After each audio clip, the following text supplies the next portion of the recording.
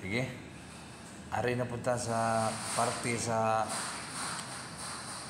pork na. So kini nga pork, kini nga part sa pork, ano siya? Muna kita og kasing sa to, Bisaya, kasing. Pero sa English niya shoulder butt. Shoulder butt niya siya, pero ano siya? Anang medyo frozen lang niya nga pagka kuan sa meat nagikan niya sa freezer. So may shoulder butt. Kini nga part sa baboy, ideal kini sa himuon og mga pang barbecue. Sama niya akong slice. Ang barbecue. Timplahan lang niya siya. Yan. Naka-slice na siya. 8 cm ang iyang ipagkon.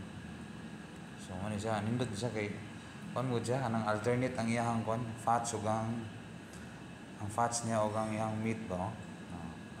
So ano din na kanindot kay inig luto ni mo ni. Naghimo ni ang barbecue, kuan kani siya juicy kay tungod sa iyang fats nga nag-alternate gid sa iyang kuan ba. Marbling niya ba? Ang iyang marbling, no? Sa fats, no? So casting na siya, nindot pa ni sa himuon sa chorizo.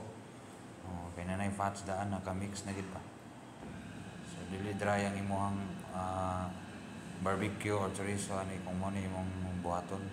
Igaling nimo para chorizo ni. Dot siya kay nanay fats na even na iyang kuan, iyang fats.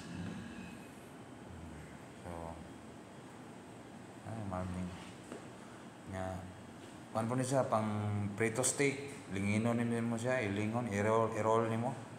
Nya pa-frozen ka diot. Nya slice nimo mo sa kanang ang gibag-o niya mga half inch, prito steak na siya. Indot na siya, pang grill. Ano siya linginon. So ano siya sa part sa baboy. Para kamo diyan mga ganahan magluto-luto, kini mo inyong pangitaon kung palit mo sa mga supermarket or sa mga meat shop. Namoy kasing or shoulder butt. Sa abaga na siya nga part sa baboy. Nasa sa abaga nga part. So, kini mo inyong pangitaon para dami ang iyong lutoon na mga putahe sama sa mga lagi ka ng barbecue, prito steak, minodo. The best guys, minodo. Okay, shoulder butt, kasing.